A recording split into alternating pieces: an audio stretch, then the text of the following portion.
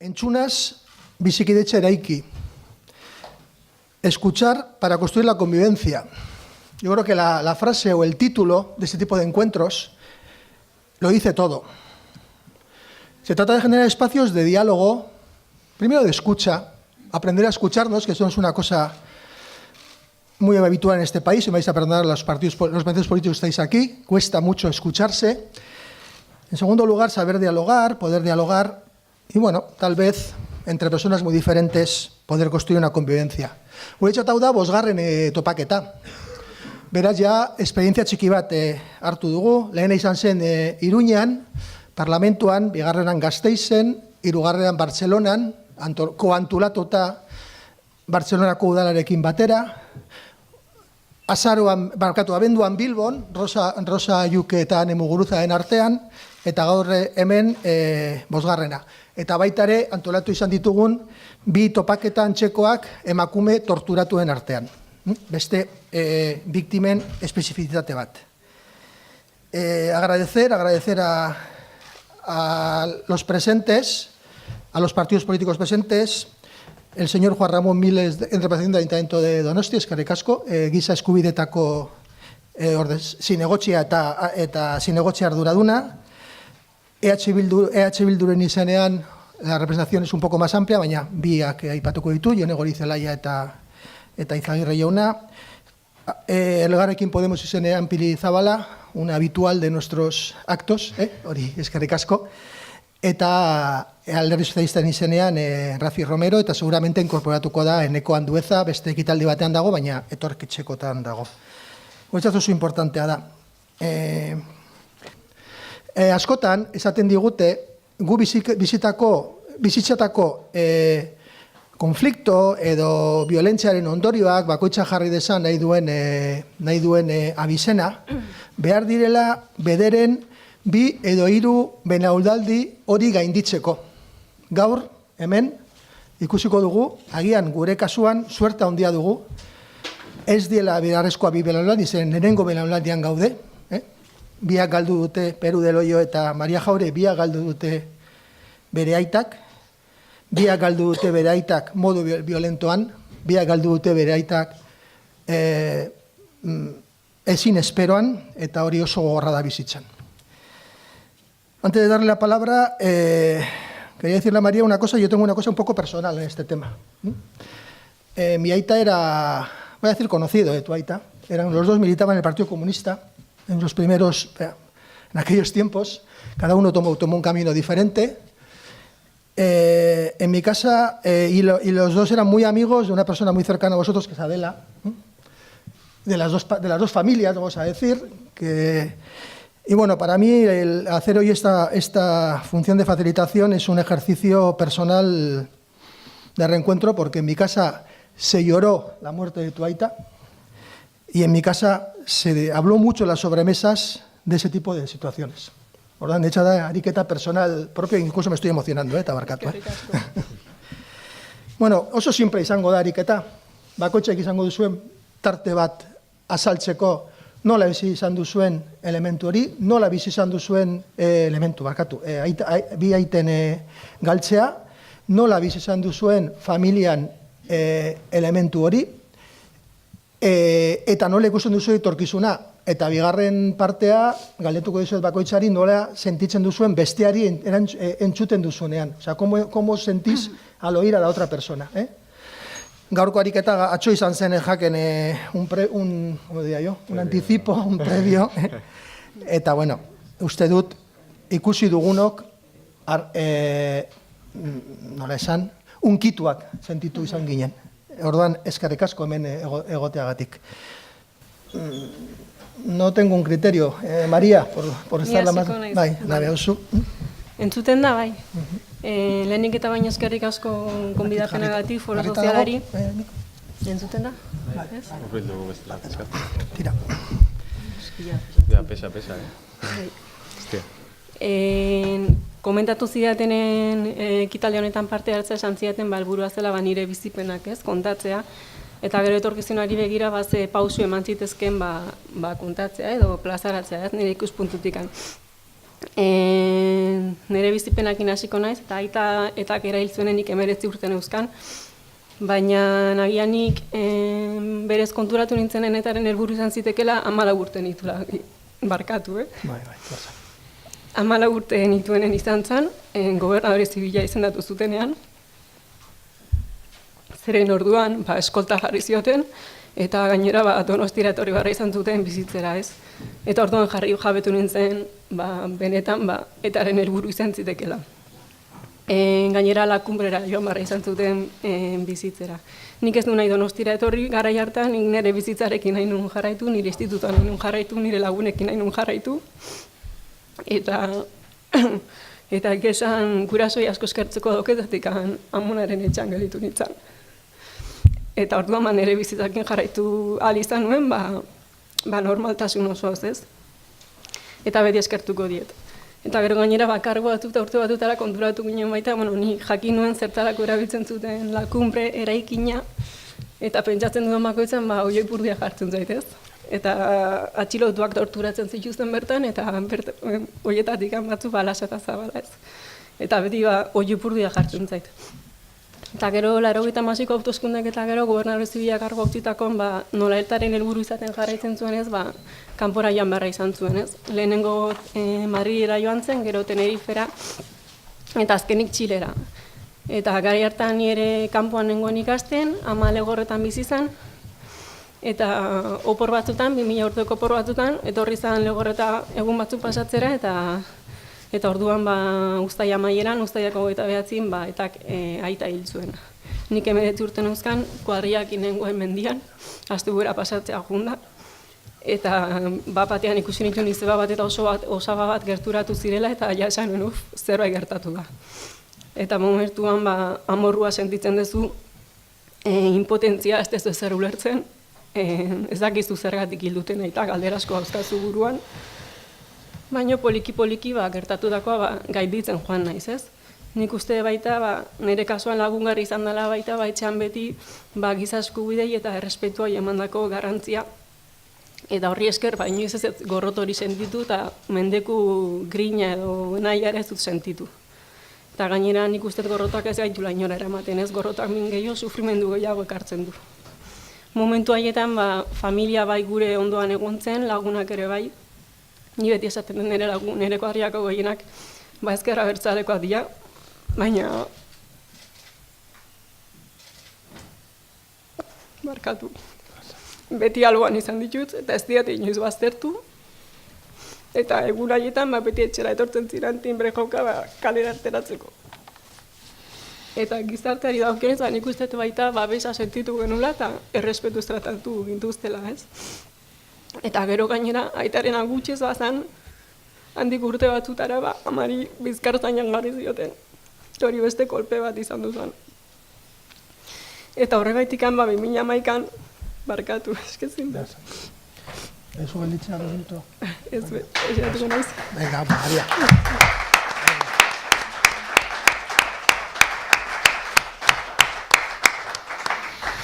2011ko urrinetak indarkeria terrorista behin betiko utziko zula iragarri zuenean, nik lasaitu handi hartu nuen. Ez dakit azaltzen zergatik, baina momentu hortan benetanik sentitzen nuen horrela izango zala. Eta orduan pisu handiak enduzitan gainetik, lasaitasuna sentitu nuen, eta pentsatu nuen lehenengo gozi izan zen listo, amaitu da, ez du inor gehiago sufrituko hemendik aurrera, eta amak ez du ja bizkartzainik eman beharrek izango, ez dena bukatu da.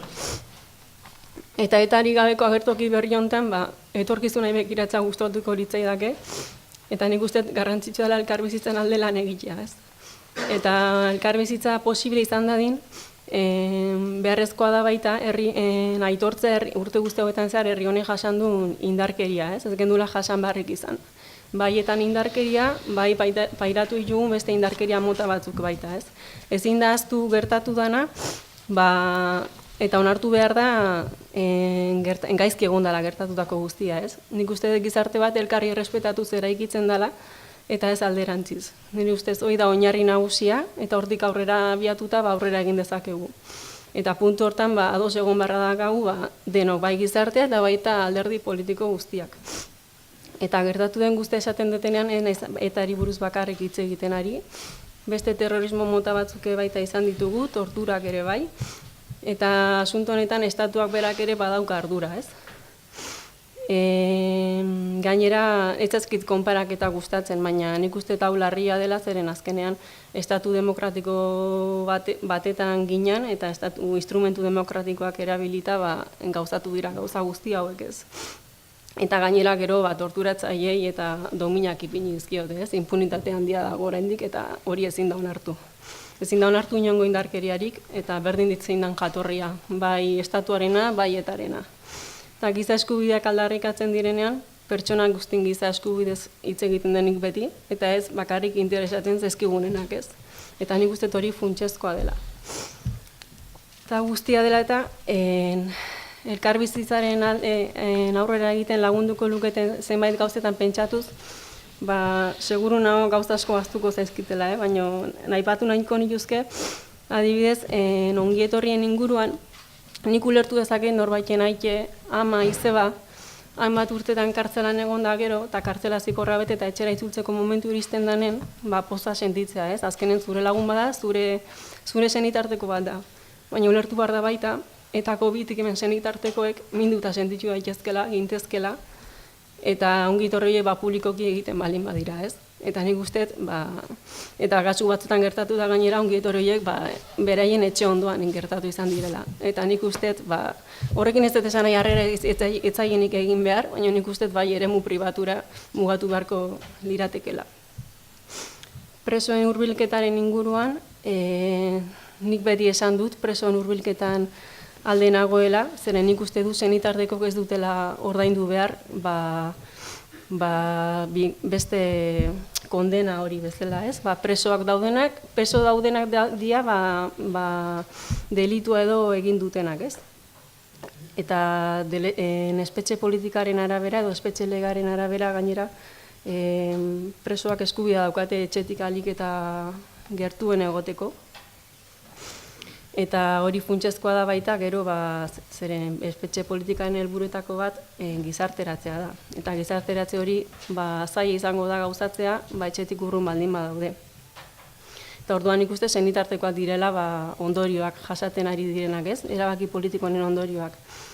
Baina puntu honetan eta gustatuko litzaidak esatea kasu batzuetan gertatu dela, ez? Preso batzuek gizarteratzearen alde egin dute, beraien prozesu autokritika egin dute, bere hausnarketa egin dute, eta gizarteratze horren alde azaldu dira ez, eta nanklarez bidean edo sartu ziren, eta horiek betxetik angertu egoteko aukera izan dute, gizarteratze hori gero gauzatu ahal izateko ez. Eta gure kasuan adibidez, aitaren hilketan parte hartu zuten horietako bik, nanklarez bidean daude ez. Eta hori ere gustatuko litzaidak aipatzea. Bestalde, estatuak terrorismoare praktikatu dela onartzea, nik uste lagungarri izango zela, gal existitu dela onartzea, eragin duen bidegabeko min hori ere onartzea eta barkamena eskatzea, ez biktimei bakarrik, baizik eta nik uste gizarte osoari. Etak onartu zuen mina eragin dula, barkamena ere eskatu zuen, nahiz eta guztiei ez eskatu, ez? Nire aitak ez du merezi. Nire ustetan, aitortza hori biktima guztiengan izan beharko zen. Eta agian hala ere, niretzako garrantzia handiagoa dauka, preso bakoitzak egin dezakeen autokritika eta hausnarketak lehen esan dudan bezala. Eta autokritika eta hausnarketa hori denek egingo beharko lukete eta hori oso positiboa izango zen gizartearentzat, balio handia izango zuen eta denak irabaziko genuken horrekin ez. Onartu behar da, egindako mina onartezina dela, ezin da onartu, eta zauriak itxi nahi balin baditugu nik usteet beharrezkoa dela. Jatorri ezberdinetako biktima guztien aitorpena ere lagungarri izango zen. Gaur egun badaude biktima batzuk ez dutena estatuaren aitorpenik eta ez dute laguntza jasotzen. Eta nik uste hori ere beharrezkoa dela. Terrorismoa da berdin dondi datorren, ezin da ezberdintasunik eduki. Errelatoari dagokionez, lehen esan dudan bezala, zauriak itxe ahal izateko gertatu den guztia kontatu behar da, denei entzun behartzaile, bakoitzak bere moduan bizi izan du dena. Memoria ezin da selektiboa izan, mozta guztietako terrorismoa kontuan hartu behar dira, eta memoria inklusiboa izan behar da, ez? Eta argi geratu behar da, violentziak inoiz ez dela erabili behar, ez? Deslegitimatu behar da, ez? Giza eskubideak eta pertsonen duintasuna gauza guztin gaineti daude. Eta violentziak ez du justifikaziorik, ez etarenak, ez estatuarenak. Argi daukat ere zerk ez du laguntzen, ez? Bide honetan. Gaur egun, krispazioak, gorrotoa zabaltzeak, desinformazioak, badirudi batzuk ez dira ohartu ere ez, eta ja ez dagoela gure artean, edo ez dakit, zalantzak sortzen zezkit hemen, ez? Edo ez dute onartu nahi, edo ez dakit. Batzuk badirudi iraganean daudela, ez? Jarraitzen dutela oraindik. Biktimen erabilera politikoak ere ez du laguntzen, biktimak mota askotakoak dira, bakoitzak bere pentsatzeko modua dauka, bakoitzak bere iritzia dauka, eta nire kasuan nik ez dut behar inork nire aitaren izenean hitz egitea. Ez? Bakoitzak bere iritzia eman dezala, baina biktimak erabili gabe horretarako. Ez? Eta ni beti esaten dut, biktima ni ez naiz, biktima nire aita da, nire aita izan zen. Berari kendu zioten bizitza, ez? Bere beste proiektu politiko bat defendatzagatik, beste proiektu politiko batetan sinestagatik. Violentziaren aurka egin zuen lan berak, baietaren violentziaren kontra, baina baita kalen violentziaren aurka, ez? Agian gainera, tinko egin zuen lan, ez? Lasa eta Zabalaren kasuan, dena argitaratzeko eta epaiketan ere deklaratzera joan beharra izan zuen, eta handik bueltan esan ziguna, lehenengo gauza esan ziguna izan zen, etzekiela nork hilko zuen berak, ez? Edo etak edo Galindo berak. Ez?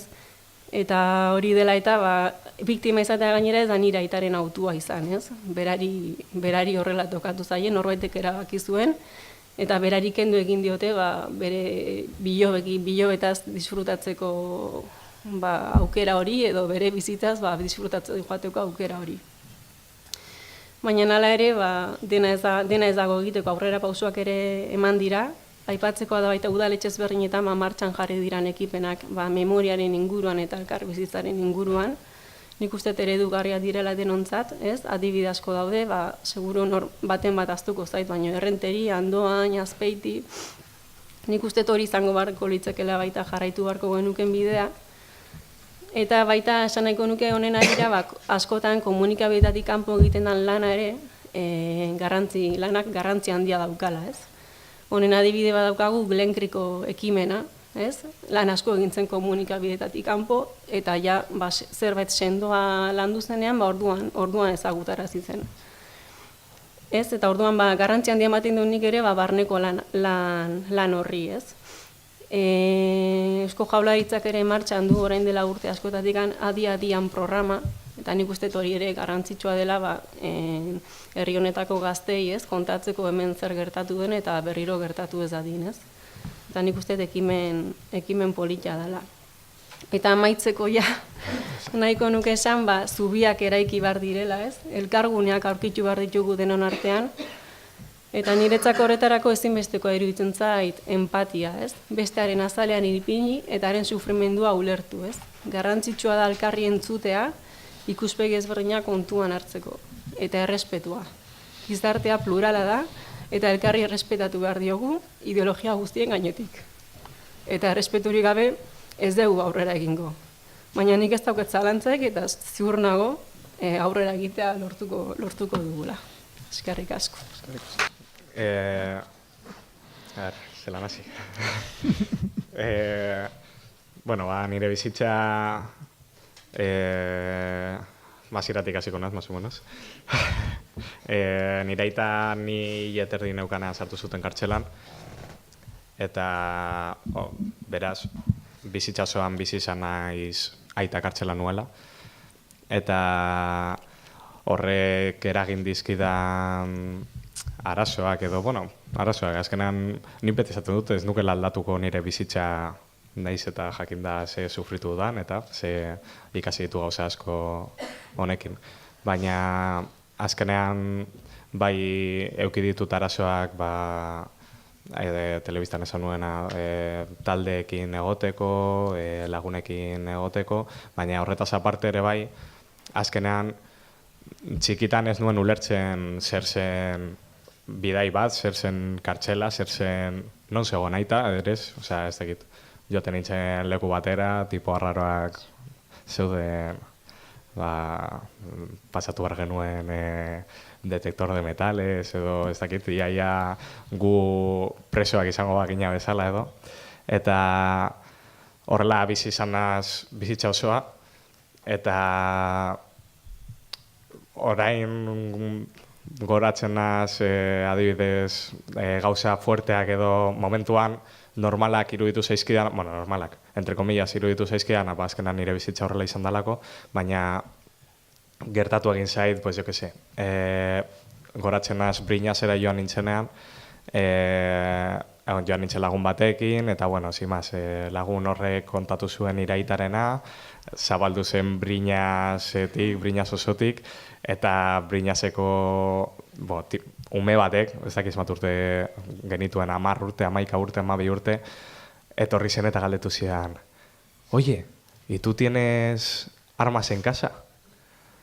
Eta imaginatu, pues, nahiko fuertea da horrelako galdera bat egitea 12 urteko ume batentzat, pues, horrelako gauzak izan dira nahiko normala, beti izan ditut arazoa kontatzeko nire aitaren kasua, ez nekien hori kontatu, nori bai, batzutan kontatu nien batzuei, beste batzutan ez duen kontatu nahi, eta beste batek kontatu zuen, azkenean umeak gara eta normala da horrelako, pues, ez dakit,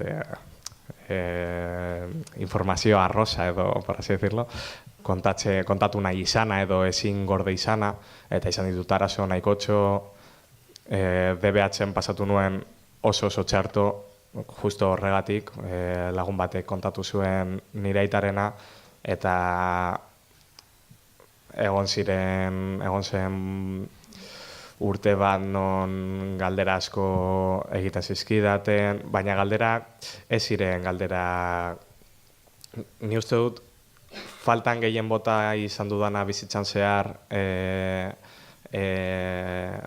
nire aitaren inguruan eta lagunekin edo ez ezagunekin hitz egiterakoan, izan da normalitatea. Jendeak uste zuen nirekin aitaz hitz egitea izango zala, pues como no pobrecito, ez dut hitz egingo beragaz honi buruz, igual egiten dio min. Eta azkenean, bez horrek igual eragin dit min gehiago, eta ez dakit norena izango den errua, ez nago botatzen inori errua, zelan konpondu alko litzateke hori, baina ni ustez hartu barko litzateke gauza, bueno, ez azkenan nire bizitza zen, ez? Ni hilabatero joaten nintzen Badajosera, nire bizitza zen, azkenean larun batetan edo ostiraletan joaten ginen, eta naiz eta askotan pues, amagaz borrokak izan edo ez du nahi, nau nekatuta, bidaiak ja, ze pereza ez du nahi, gero gaixorik, bidaiak egiten, azkenean izan da, ezakit, gaztaroan bai, ezakit zazutan, mugatu nahuela edo modu batean esan da. Kondizionatua. Hori, kondizionatuta egona zela parte horretan. Gero nagusiagoa izatean, joan naiz konturatzen zer zen kartxela, segatik zegoen nire aita Badajozen eta ez Basaurin edo hurbil dagoen lekuren baten. Gero kontziente izan naz, zenbat denbora galdu dudan, zenbat diru, zenbat azkenean bizi maila egon gara, ez dut esango bizi maila txar batean egon garela, baina bai algenuena baino bizi maila batzuago batean egon gara, ze azkenean bidaiak egitea gastu totxo bat da.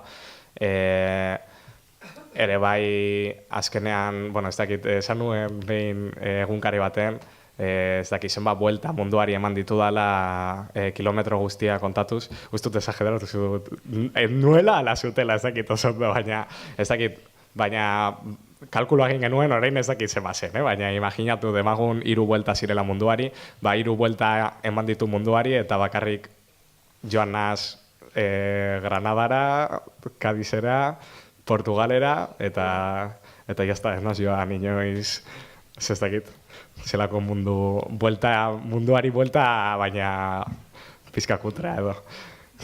Eta, bueno, heldu zenean, nire aita hil zenean, ni aurreko hileetan kontzertuak izan nituen, egon nintzen hilabete bat edo, bueno, 2 aste edo ez dakit zenbat paperekin, papera gaixotasuna. Eta orduan 3 hilabete neraman aita ikusi barik.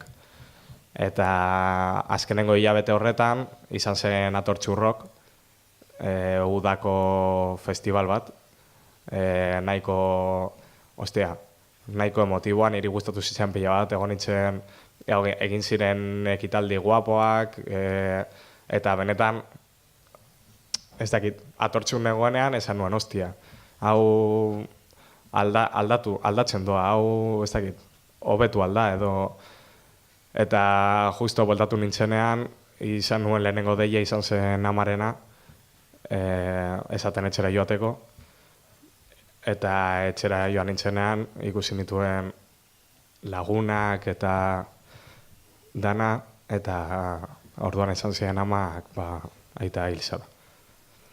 Eta bueno, izan zen nahiko, ez dakit, ez nuen espero, ze izan zen, ez dakit zelan azaldu.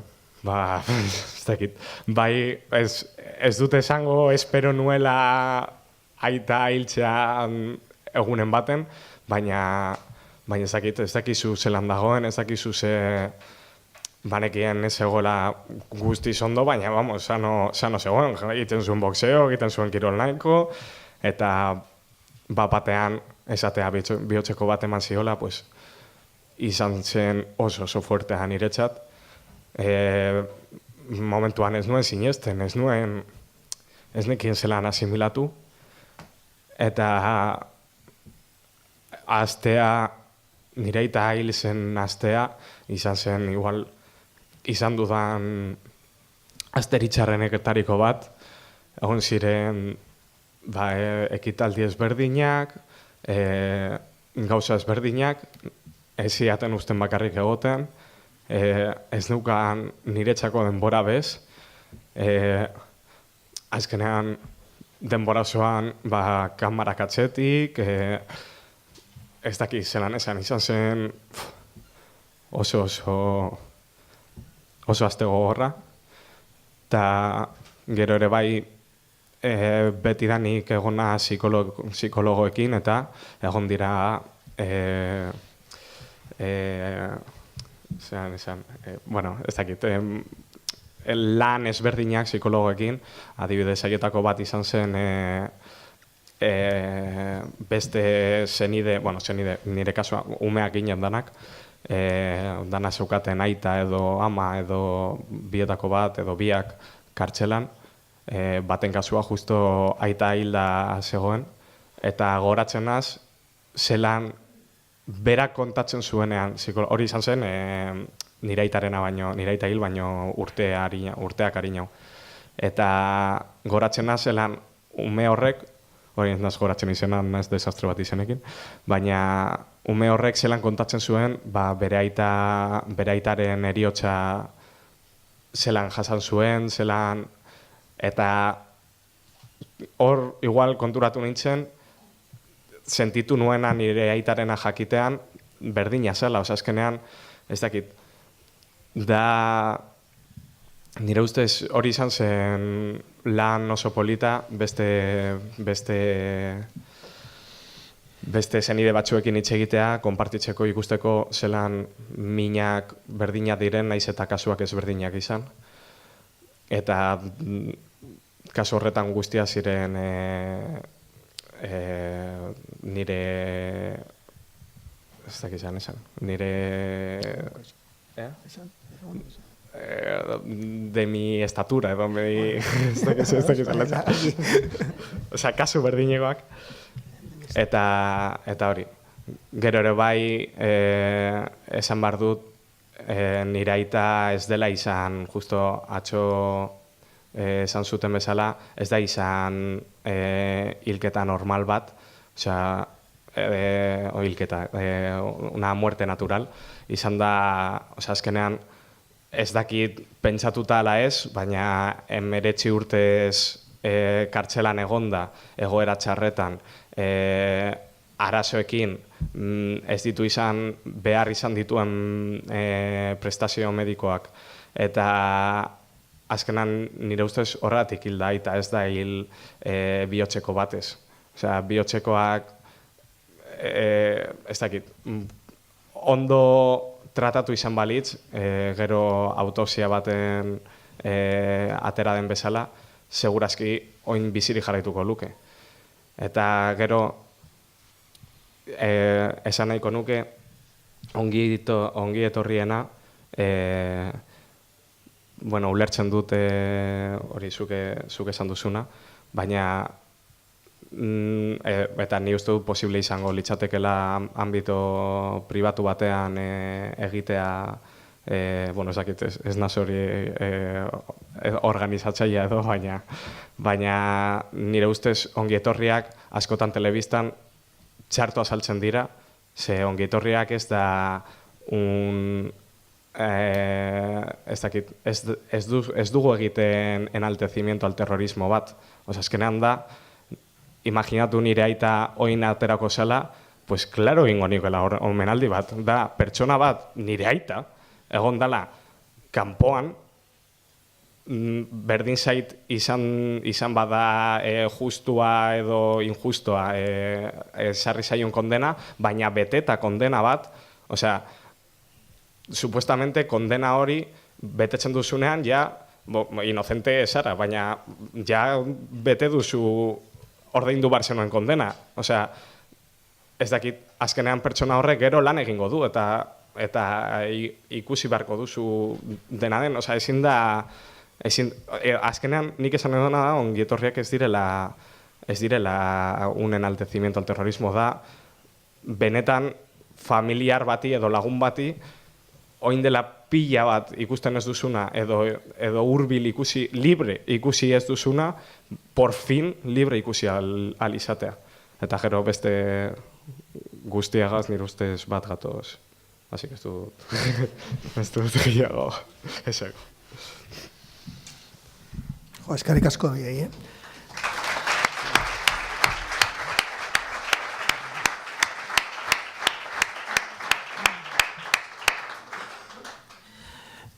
Mariak planteatu ditu, orain pendiente gelditzen diren zenbait gauzak. Aipatu duzu, biktimen errekonozimiento, justizia eta reparazioaren beharra, biktime guztien errekonozimientoa, justizia eta reparazioaren beharra. Planteatu duzu ere, espetxe politika berri baten beharra, normalizatua eta bergizarteratzearen estrategia edo programa baten oinarrituta, eta planteatu duzu ere, memoria inclusiva, que algunos se empeñan en hablar de la batalla del relato todavía. Hitzak armagabetzea, desarmar la palabra, da oraindik asignatura pendiente bat, oraindik egin behar den zerbait gure herrian, ez? Baina fundamentala da hiru horiek.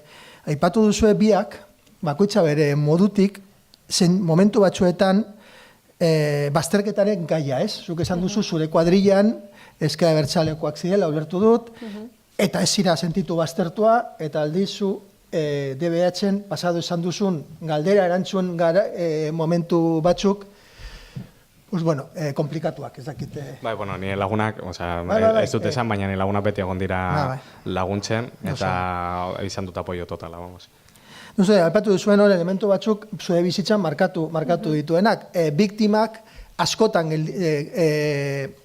askotan kejatzen dira, baztertua sentitu direla, edo sozialki, edo instituzionalki, edo bietan, askotan hori gertatu da, soziala eta instituzionala, baina batzuk gehiago sozialki eta beste batzuk gehiago igual instituzionala. Eman dituzuen hori elementu batzuk oso importanteak etorkizunari begira, ez? Sekulan biktima bat berriro baztertua ez sentitzearena. Guretzat foro sozial bezala hori da elementu importante bat, eta hori da elementu bat orain mai gainean dagoela, adibidez, con la ley de abusos del Estado, de abusos policiales, bueno, Nafar parlamentuan izen badu, eskolo etxarren beste zen badu, baina badakigu zertaz ari garen, no? Elementu horiek mai gainean daude, eta zentzu horretan urratsak eman behar dira. Nola sentitzen zarete zuek besteari entzuterakoan bakoitzak mundu ezberdin batetik datozela, benaldi nahiko antzekoa, esan dezakegun.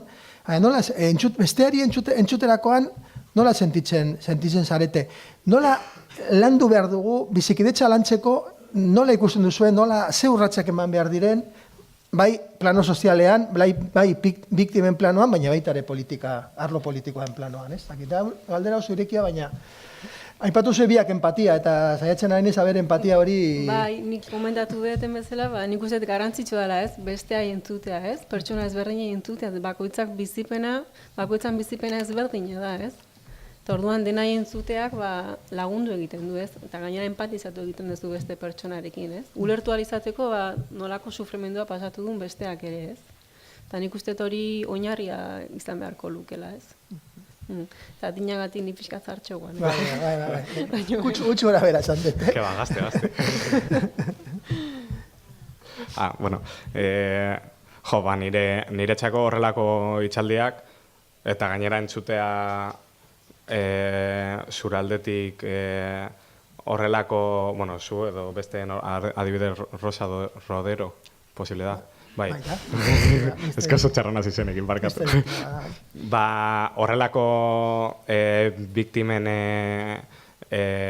diskurtsoa, daukazuen diskurtsoa, nire ustez da la hostia. Osea, benetan posten nau, horrela pentsatzea, osea, ez dute esango egokia ala desegokia denik, pues azkenean bakoitza jakingo du, baina nire ustez niri gutxienez laguntzen nau. Esatea, jode, pues bagoaz aurrera, ez da diskurtso bat telebistan agertzen diren biktimen bezala, direla gorrotozko diskurtsoak edo, baizik eta entzun dezagun, ze esaten duen besteak, osea, la hostia. Bai, nik uste eta gorrotoarekin ez goaz inoa, ez? Eta garrantzitsua da dena entzutea, ez? Lehenkrirekin lan handiak entzuten, ez? Eta hor adibide garbi badakagu, ez? Biolentzia ezberdinetako pertsonak elkartu ziren, ez? Eta lan handiak entzuten, eta nik uste hori dela jarraitu behar dugun bidea. Bai, guztiz adaz. Bai, atzo, aipatzen zenun, Peru politikariak biktimekin itxigin behar zutela, ez hainbeste beraien artean. Guztut, ideia hori, ni entzuterakoan gelitu dintzen con ganas de preguntarte, ez dintzen, baina gaur hemen dago, eta... A ver... Bueno, orain ditugu politikaria guztien, así que estoy quedando un poco mal, baina ez egia da, bueno, eskertzen da, eskerrik asko benetan etortzea di. Bueno, baina, bai, osea, argi dago ere bai Euskal Herri mailan, edo Euskadi mailan, dagoela politikon aldetik bebai, iniziatiba handiago bat entzuteko ze pentsatzen dugun biktimak, eta baina argi dago, ni uste dut, hori esan nuenean, esaten nuena da, entzuten ditugunean Espainiako gobernuan edo Espainiako parlamentuan zenidei buruz hitz egiten denean, pues hor ikusten dut ni falta politikoiek, nik uste dut daukatena da ez jakintasun bat, nire ustez ez jakintasun hori kentzeko edo sendatzeko modu bakarra da jartzea enun detuatu eta hitz egitea gurekin. Osea, ni adibidez, uste dut, que alguien me lo desmienta, oker banago, baina ez nago hartuta biktima bat bezala. Eta ni jakin nahiko nuke, ea ni entzun da gero, nire bizitzak kontatu eta gero, eta nire, ez nauten esartzen biktima bezala ditudan eragozpenekin, beste batzuekiko, ni uste dut konturatuko zirela. Eta ez dena konturatzen da, ez duela konturatu nahi. Ezin da ukatu biktima garela, eta horregatik esan nuen. Azkenean, jakin bar dute zein den errealitatea, ze gobernuan bizi da modu baten, bizi maila baten, baina ez da bat ere berdina gure errealitatearekin.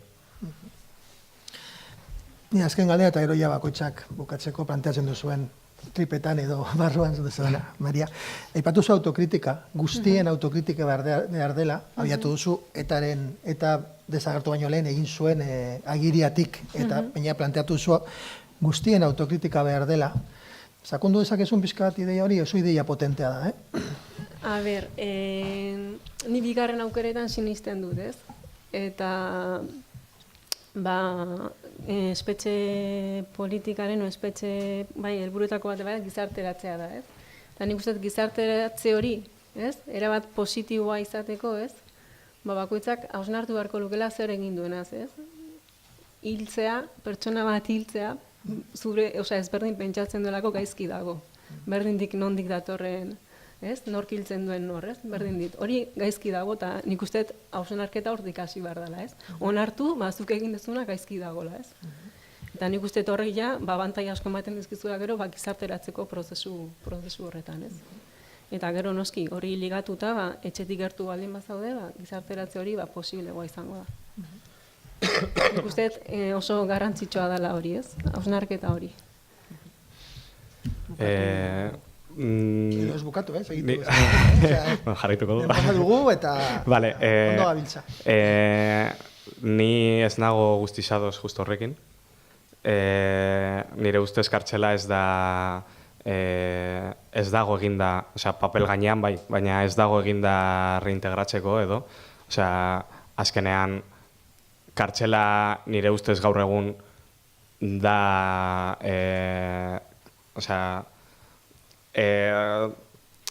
konponbide bat baino da un castigo hecho da ume batek zeo zer apurtzen badu, astebete gelan sartuta bidaltza bezala. Azkenan, nire ustez, ez nazasiko ze uste dudan kartxelei buruz, nire ama badak ez nukela amaituko, baina azkenean 18 urte pasatzeak, 18 eta nahu esaten por lo bajo, kartxela baten, sobre todo kanpoan, ez du onurarik ekartzen. Egiten duena da guztiz kontrakoa, da la probabilidad de reinsertarse edo, nire ustez, apurtzen du guztiz. 20 urte, gainera egon den salto teknologikoagaz, 20 urte pasaba bazara kartxela baten, gero zelan ikasiko duzu kanpoan bizitzen. Bizi izan bazara, eta ja ez nago esaten preso politiko edo ez nago hitz egiten bakarrik hauetaz, preso normalekin bebai. Preso normalak nire aitak askotan kontatu dit, bazkenean sartzen zirela kartxelan, hilabete batzuk pasa eta irteten ziren, eta berri sartzen zituzten kartxelan, segatik kartxela ez duelako ezer konpontzen. De hecho, da modu bat de echar la basura eta que no moleste. Baina kartxela ez da, nire ustez, gaur egun, izan barko zen, baina ez da reinsertibo. Eta ere bai esan nahiko nuke, adibidez, kartxelarekin bat datorrela, nik ez dut izan aukera, ez dut esaten diruagaz konponduko zenik ez da ezer konpontzen, baina da beste injustizia bat esan nahiko nukela eta ez dela inon esan. normalean aita ama edo hiltzen bada ematen dizute pentsio bat, handiagoa edo txikiagoa, baina ematen dizuten pentsio bat, hori, segun, ematen dizuten pentsio bat. Eta nire kasuan, pentsio hori ez du kobratu, ez dut, nire aita hilda, eta ez dut kobratu pentsio hori, eta arrazoia da, lan egin behar izan duela, 15 urtez, edo ez dakit, X urtez, eta nire aita egon da kartzelan bizitzardia, vamos, eta lehengo garaia gainera ziren, ez dakit zelan esan, lehen igual, bueno, sin más, beste garaia ziren. Así que, esan dit amak ez esateko. Así que hori. Azkenean hori da beste ukazio bat, eta nire ustez dela kartzelaren errua, osea, zelan pasatu dituen 19 urte kartzelan, horrek eman dizkigun X gastu, eta behin, esango positibo, ez da oso positibo, baina positibo eukialko lukeen gauza bakarra ez digute eman. Sin más, hori esan nahi duen, bakarrik. Nik ez dut esan ez da kartzelak gaur egun igual gizarteratze prozesu horretan dauzkan mekanismak hoberenak izango denik. Badakit mekanismo batzuk egon diala, eta mekanismo batzuk aprobetxatu dituzte, eta kalean daude ez. Eta hori izan bakarrik nahi nuen argitu. Bale. Bai, negatibo. Bai, negatibo. Eskerrik asko,